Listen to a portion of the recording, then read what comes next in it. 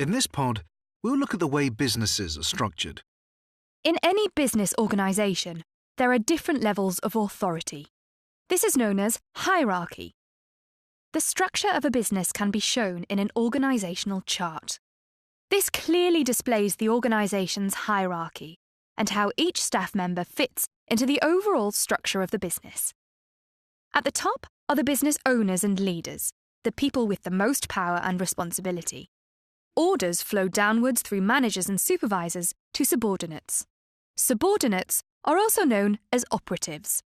They have the responsibility of carrying out tasks set by managers and are accountable to others further up the hierarchy. Pay is usually highest at the top because this is where major decisions are made and ultimate responsibility for the business's success lies. Further down, managers have the authority to make decisions and to assign tasks to their subordinates. Remember, authority means power, or the right to make decisions and give instructions. An organisational chart makes it very easy to see each person's role and responsibilities, and the relationships between staff members. It ensures that everyone knows who they are accountable to, or who they have responsibility for. Subordinates are directly accountable to their supervisors and managers, and must follow any instructions they're given. Supervisors and managers may be accountable to more senior managers, directors, or the company's owners. In any business, good communication is vital, and the correct chain of command must be followed. This means that orders are given down the hierarchy, from manager to subordinate, via the correct line of management. For example, if a business owner wanted to launch a new marketing campaign, she would speak to the marketing director. The marketing director would communicate this to the marketing supervisors, who would then instruct their teams of workers to carry out the plan. The routes by which instructions or messages are passed down through a business are known as communication pathways.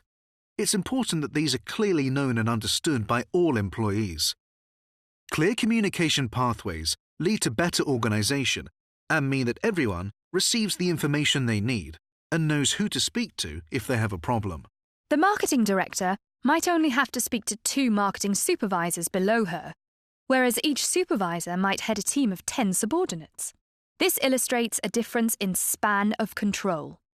A person's span of control refers to how many subordinates report directly to them. The director has a span of control of 2, whilst each supervisor has a span of control of 10. Being one of 10 rather than 2 subordinates may allow for more freedom and flexibility, and therefore lead to higher levels of motivation. On the other hand, it's much more difficult for a manager to oversee the work of 10 staff rather than 2, and communication may become more difficult.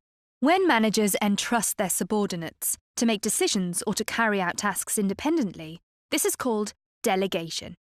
For example, the marketing supervisor could tell members of her team, "We need a marketing plan. You come up with the idea and I will review it." She still has responsibility for the success of the plan, but she has given her subordinates the authority to complete the task themselves. As managers can't do everything themselves, delegation allows them to focus on certain important tasks, while others are done by subordinates. This can be extremely empowering and motivating for employees, but requires more highly qualified and skilled staff for it to work. All businesses need to be organised. This ensures that everyone understands their responsibilities and their place within the overall structure of the business. Smaller businesses will, of course, have fewer employees, and perhaps won't have different departments or teams for all functions, but it's still very important that everyone's clear on their roles and responsibilities. In a larger organisation, with hundreds of staff, many departments and perhaps multiple locations, a clear organisational structure is even more crucial. An organisational chart helps everyone to clearly understand their role and improves efficiency. Without clear organisation, one task might be done by 2 people by mistake, wasting time and resources, or even worse, might not get done at all.